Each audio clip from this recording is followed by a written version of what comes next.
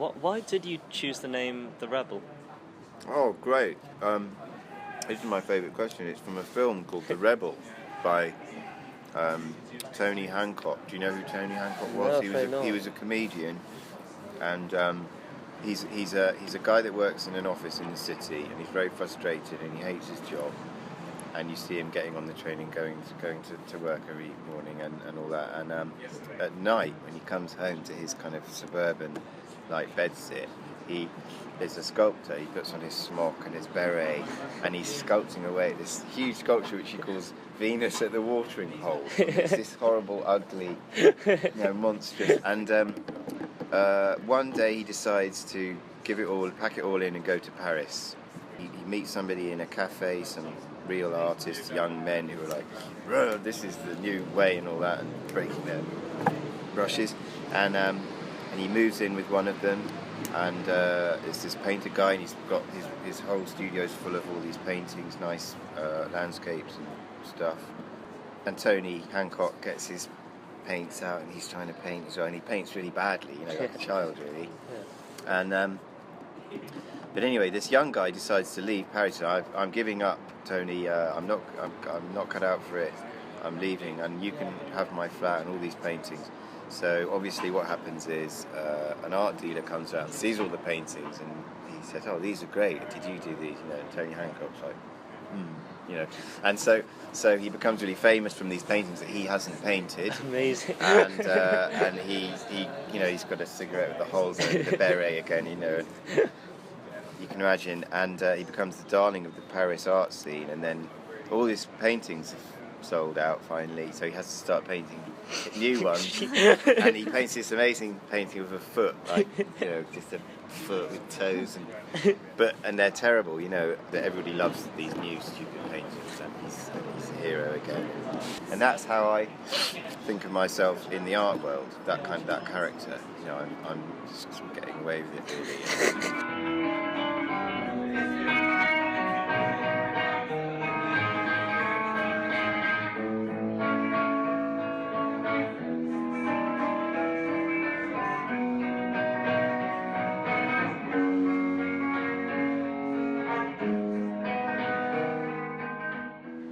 I came up with it when at the time all my friends were artists, successful, well not successful but really good, painters and things, and I was really envious because I didn't go to, I wasn't allowed to go to art school, I wasn't allowed to do an art A-level, and so I saw myself on the fringes of the art world, desperately wanting to be in it.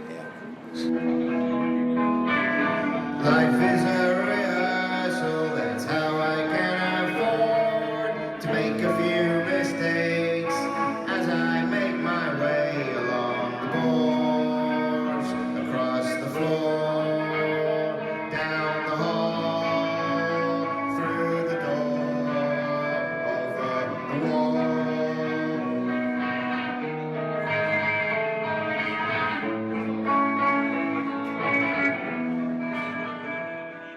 Is the humour of these songs often difficult to balance with the satirical element? Sometimes if you're talking about something quite dark, do you struggle to find the humour to match with it? Oh well, I don't know. I think I go from the other side where I find things that are really dark really funny. So the darker the subject is, the more suitable it is for me for humour. So. And I don't know why that is exactly, but I think it might be like what I was saying before about the English sense of humour being a kind of avoidance, like Monty Python, it's kind of like a denial.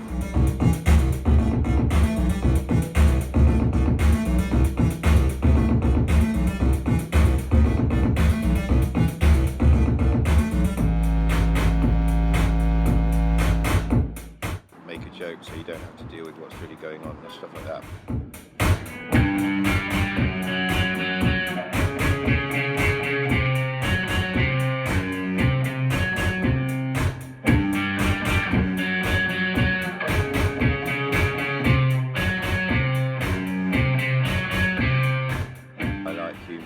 Dark things, and if something dark's happening, then I find it very easy to make humour about it, and it's not because I don't appreciate the darkness of the situation, which I do, it's that I also think that humour's really important or something, or what I really love. But that's quite an old thing. That's what Doug Stanhope does. And you're a Doug Stanhope fan then? I love yeah, Doug I Stanhope, love Doug. yeah. It's amazing. And I mean, he's actually the master of it, really. But I think Lenny Bruce did it, and Bill Hicks did it.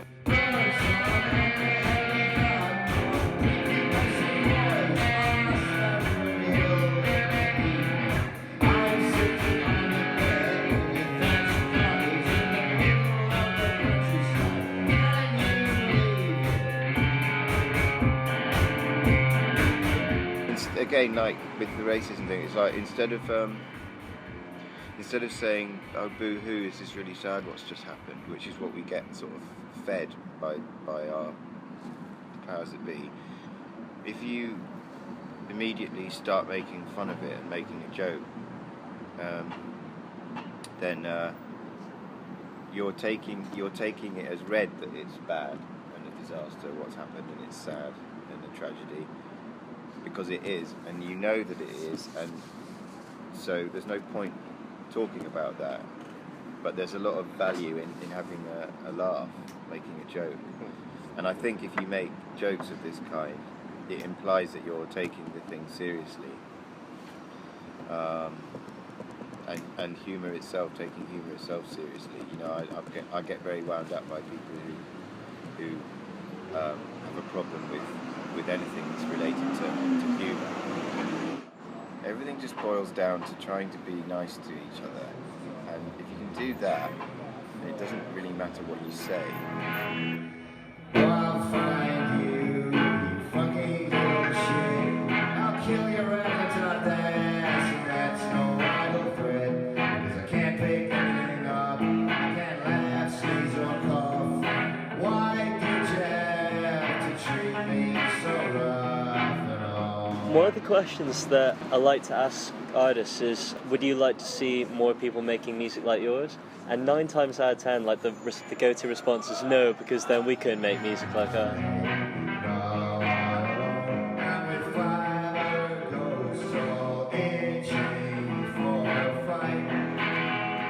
You supported the Fat White Family at their first album launch, didn't you? I did. Yeah, yes. and apparently like last Friday you were supporting Meat Raffle. Yes. And I mean, you seem very happy to support musicians. I don't have to do anything. I'm not helping.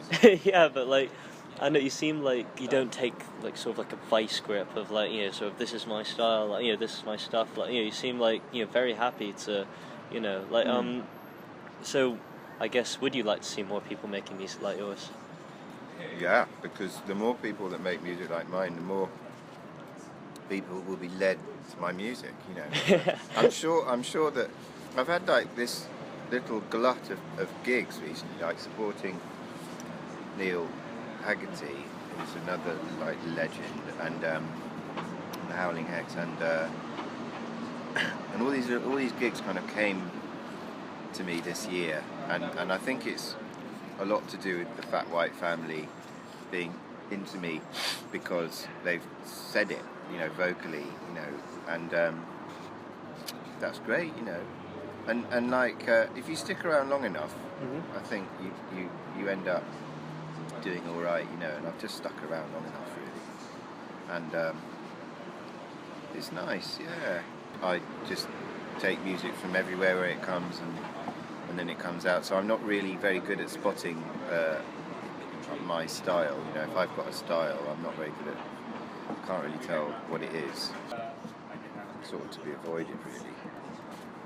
I mean, I'm a big fan of The Fall, obviously, and what hooked me on them was that they seemed to be all over the place in terms of style. They didn't seem to have a real style. I thought that they were completely original and at the same time completely traditional. If you have a style, then it means you're restricting yourself to something, and I don't think you should really restrict yourself to anything.